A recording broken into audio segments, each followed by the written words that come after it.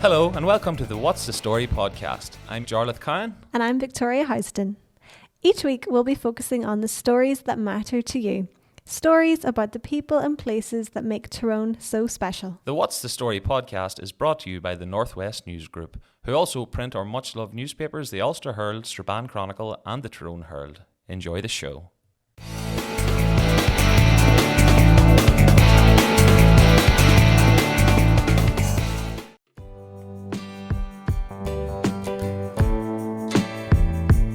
Hello, and welcome to the We Are Tyrone podcast.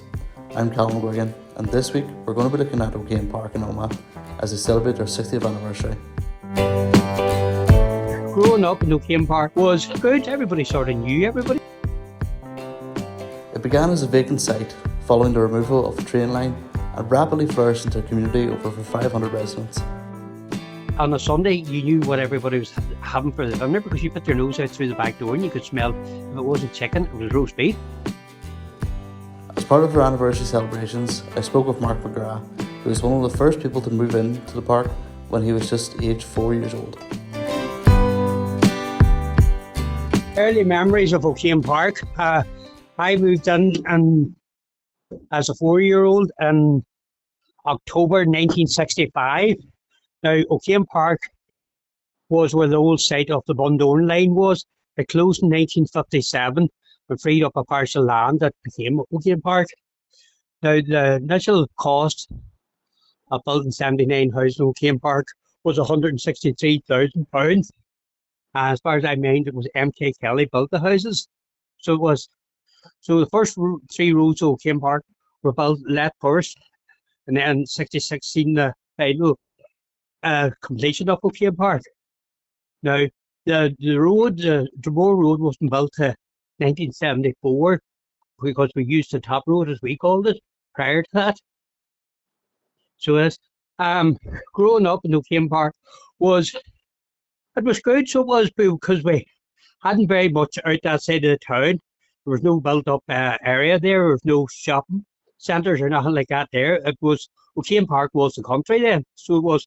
And we would have had a burn at the bottom of the park where we would have paddled. We would have looked for frog spawns. We would have looked for lizards and dragonflies. Were all part of growing up down there. So it was. Basically then, we came from Hunter's Crescent. There was 8 children and my mother and father, and that was 10 of us. In a 2-bedroom house in Hunter's Crescent. Then we moved to a 4-bedroom house in O'Kane Park, and believe you me, we didn't know what had us. So it is, but that was the way. And in them days, you sort of had to go to the councillors and sort of beg for your house, and then the announcement was made at the town hall to come down, and the names were read out who had got the houses in O'Kane Park. And see, a lot of them people that moved into O'Kane Park would have came from the likes of Brook Street, Castle Street, Fountain Lane, down them places there, which now is a car park. That was a wee housing estate then. And there would have been a family living downstairs and a family living upstairs. So them they all moved down to O'Kane Park then. O'Kane Park then formed the first tennis association in Omagh in the early 70s. And with that there is they got things done in the park. They got swings up. They got the burn closed up. They got a bus run in and out of the park. And eventually then with draws and jumble sales and stuff like that there, they built the first community centre in Omagh. Now that was the community centre was outside the parish. So it was the first community centre built.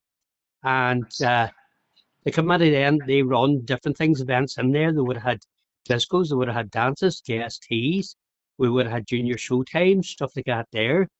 And that was what we done most of our summer, is spent a lot of time in our centre. So just off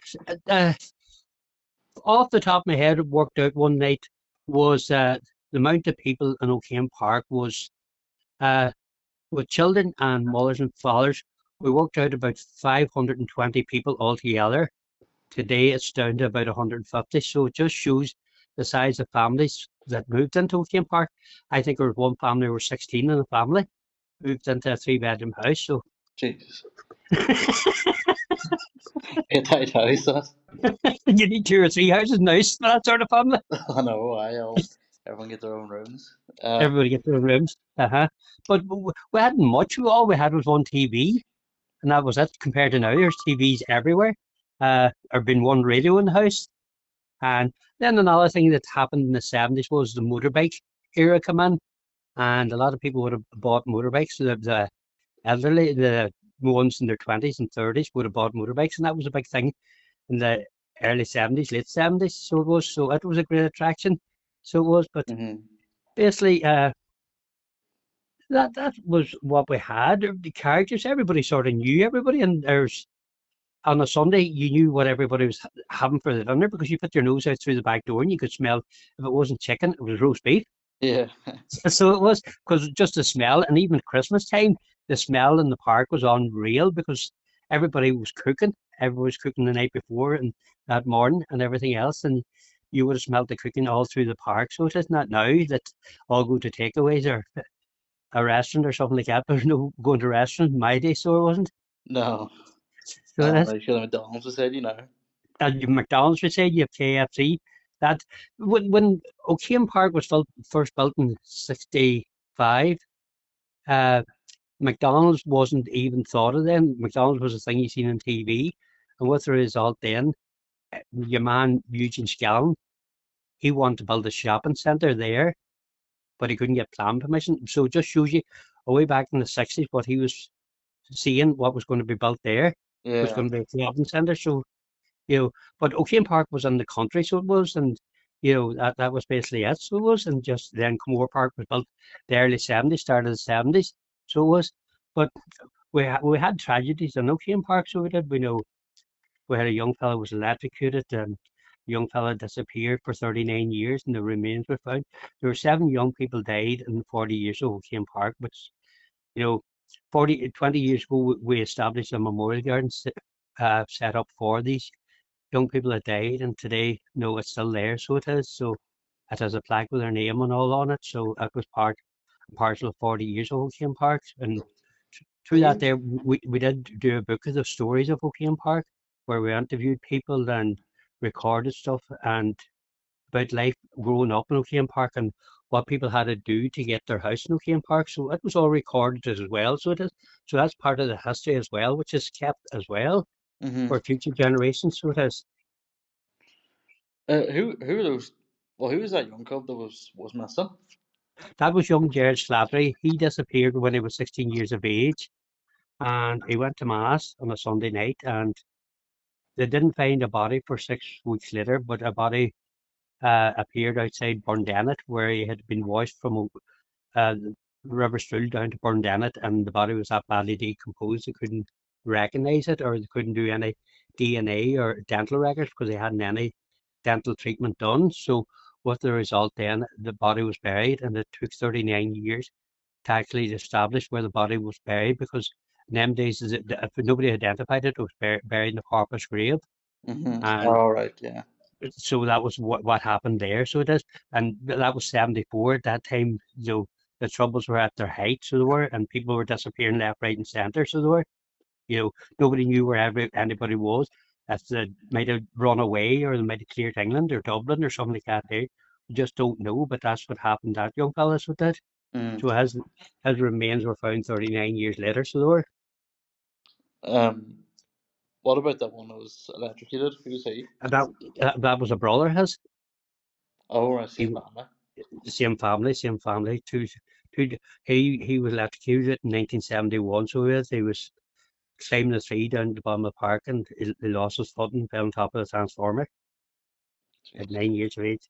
So it was sort of a rough time as well. So it was, that and then the rest. There's a couple that died with brain hemorrhages there, and young Martin Hackett, a wall fell on top of him and crushed him, and you know things like that there just over a period of 40 years, and we decided to put this memorial garden in place for them. And this Friday we're unveiling 2 plaques as well. Now they'll be dedicated to the memory of the deceased residents of O'Kane Park, and the same for O'Comore Park. So everybody's been remembered in that garden on Friday. So there. Mm-hmm. So basically, that's what's planned for there. As far as I know, they have a mass in CCS then following that, but we just decided we'd do that there, just put the wee plaque in place for all the deceased members of O'Kane Park that have passed, type thing, and same with Moore Park. So Yeah. we're doing that there. And then I know they had the committee have a fun day lined up for the rest of the week and stuff like that there, and then finish with a gala ball. Now, myself and Mark Mannion, he's in London. We've been working together for an exhibition for our photographs and anything that we could get our hands on, newspaper cuttings, memorabilia, anything at all that represents O'Kane Park over 60 years. So I think in a minute each town we have about 800 photographs to go on display. We have the list of the first people that got their houses, wherever they were living at the time. The first invitation for the centre, the official opening centre in 1975, 76, so it was.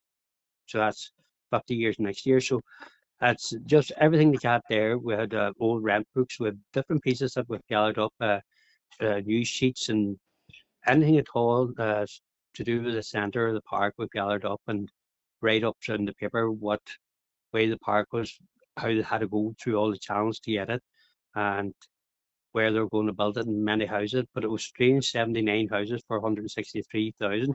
Why it wasn't 80 built, nobody seems to know. So Yeah. and there's two, eight 4 bedrooms, and the rest were 3 bedrooms and a couple of pensioners' houses. That's what it was.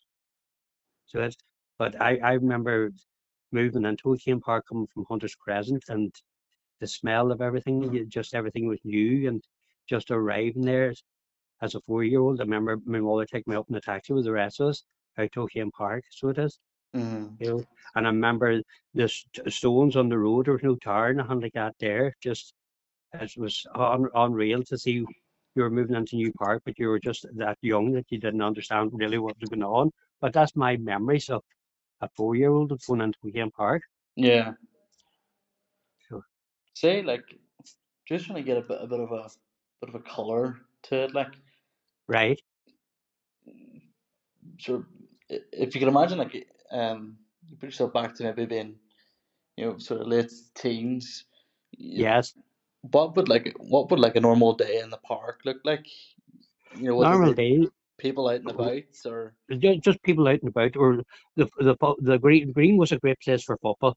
That was a great, always football in the green, and we would have had our fun days there as well. The 80s, the early 80s when the fun days all kicked off. That was a great place for discos or partying there, tugs of war, at Sanaka, things like that. There, just that was where we just spent most of our time. But as I say, the burn was another great, and the barley fields was another thing that we had there because we're sparing us. It was the barley fields, Hmm. and that's where we would have had a lot of football would have been played there and playing with kites and stuff like that there. And just even in the winter time, we would have got plastic bags and we would have went down the hill on the plastic bag because in them Oh, days with no sleighs and all like that there.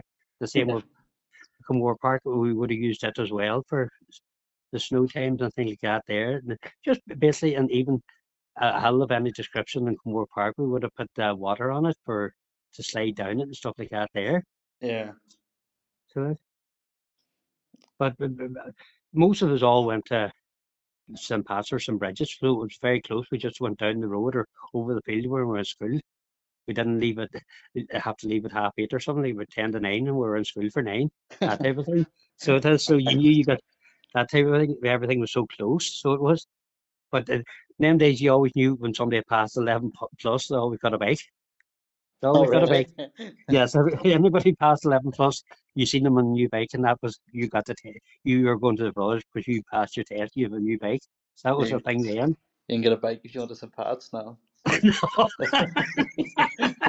I don't know what the whole idea of that was. It just must have been encouraging youngsters to do well at school to get this bike. So it was. You don't know. That's classy. So basically, all that was it. And we would have went to the Omagh Boys and Girls Club and our late teens and their teens as well. We would have went up there. Or Aye. if there was something, say there was something on for the senior citizen and CKS. That's where I went to Boys and Girls Club up the yard. So it is.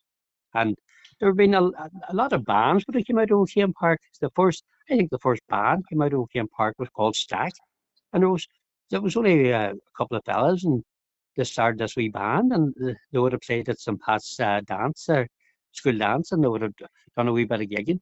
But as I say, the motorbikes were a big thing, and then a lot of bands came out of there, even to the time of the punk era. Been a lot of bands would have come out of there as well. Yeah. And football was another great thing. There were a lot of footballers and stuff like that there come out of it. And then came along Frankie Bradley and Mickey McManus, and they would have done gymnastics with us. So they would have got a horse, and they would have done things like that there, PT and stuff like that there, physical things in the centre, that type of thing. You know, we were always doing something. There's always something that happens, or was, you know, and what else? Trying to think of anything else off the top of my head. What else? There would have been boxing terms, guest teas a lot in the centre and stuff like that there. But oh, and Christmas time was another great time because the 10p draw they would have done every week. And come Christmas time, there was a Christmas party put on, and there was stuff then, cigarettes for the gentlemen of the park, and ton of biscuits or ton of sweets for the ladies of the park, that type of thing. That's Yeah. everybody was catered for one way or the other, you know. We would have went down to the centre, we would have had our lemonade, we would have had buns and biscuits and all that treats, and we would have got a wee small selection box. Then there being a disco all put on free of charge, so would. And then as I say, the elderly ones in the park, that was then what they done with them. They just went round, just giving them cigarettes for the men, or ton of sweets or ton of biscuits for the ladies. So everybody was catered for one way or the other. That's class. Aye. Okay. What about, is there any sort of characters that There's always a character what in characters? parks, that's say, but nothing that really is going to jump out that it was a character. Just everybody just knew everybody, and everybody got on well together. There was never any fighting or squabbling. Just everybody just got on with one another. Just there was no. And as I say, Father McGuigan he was ordained out of O'Kane Park. Mm-hmm. He was ordained, and that's what. Just basically, everybody just seemed to muck in. People went to their work, and I know my mother she had 3 jobs. That's the way she works, 3 jobs to try and raise a family. My father, he was a compositor in the con, so he was there for over 40 odd years as a compositor. Yeah. So, so basically, that's what it was. Just growing up in O'Kane Park, and them days, you paid in and everything. You just didn't go and say, "Did I want to buy a washing machine?" and go down to electrical store and buy it. You had to pay in, and that's where a lot of furniture would have come into O'Kane Park through Jack McGinn's, Arthur McGill, and the Blacks of Omagh, and people would have paid in their bits and pieces, and that's the only way they could sort of get suites of furniture, stuff like that. There, it was a great system. So it was, What do that people you were what do you mean by paying? paying. It means that you got a wee book, and you went every week, and you say you want a suite of furniture, you put a wee deposit on it, and you went every week till you paid it off. You might Right. have paid 20 or 30 pound a week till you get it paid off, and then they delivered it. Yeah, yeah, okay, I understand now. You understand that? It's the Yeah. same work with everything. So it did, wash machines and cookers and stuff like that there, they just worked at it till they got paid off. And even when they got word that they were moving into O'Kane Park, they would have went and secured a bit of furniture for moving in, because a lot of people were coming from 2-bedroom houses into 3 and 4-bedroom houses. So the furniture and the flooring had to be all sorted out before it's that there. Yeah. So that sort of give them an idea what to look forward to, these rooms had to be all kitted out, and new carpet, new lino, or whatever the case had to go down, and furniture had to be bought, because if you had a 2-bedroom house and you're going into a 4-bedroom house, you're going to have to get extra beds and stuff like that there, and suites of furniture and carpets and stuff like that there. Yeah. So that's just everybody just paid in. It was the done thing in them days. Everybody paid in, so that just nobody had loose money like we have now. That's available money. That is, you just and there's no credit cards in them days either. No credit. You couldn't go in and say, right, I put up my credit card, because it didn't exist. So that Oh, you see, in them days, people were too scared of death at the same time. So they were.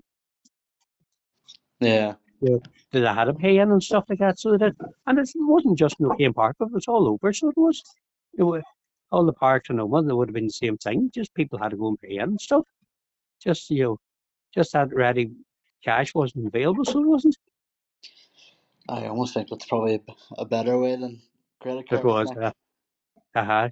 it just, you just people asked what they done, just paid in till they got it paid off, and then it was delivered.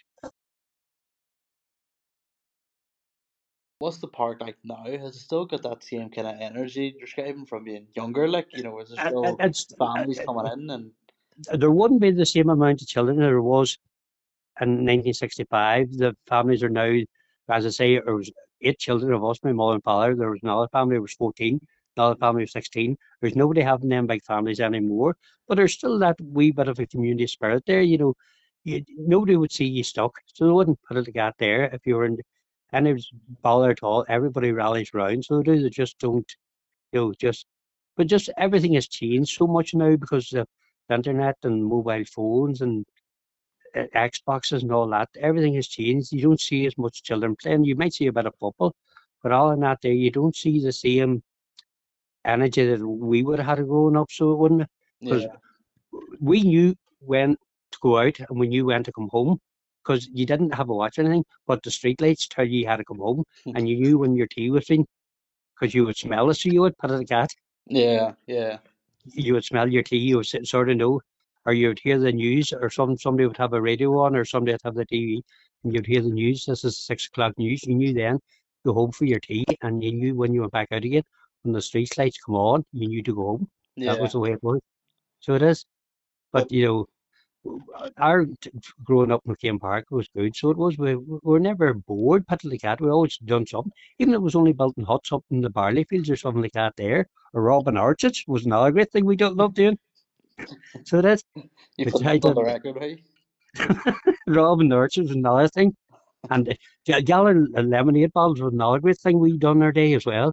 Because you might have got 5p or 10p for every bottle of mineral that you brought back. Because in them days the shops would have took them off you and give you Uh-huh. X number of pennies for collecting them.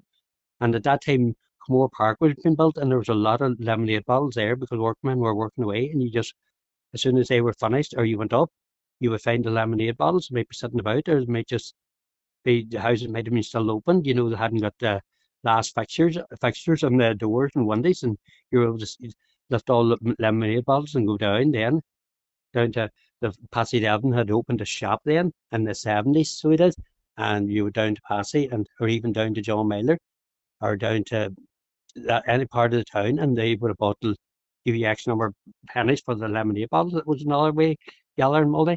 So it was.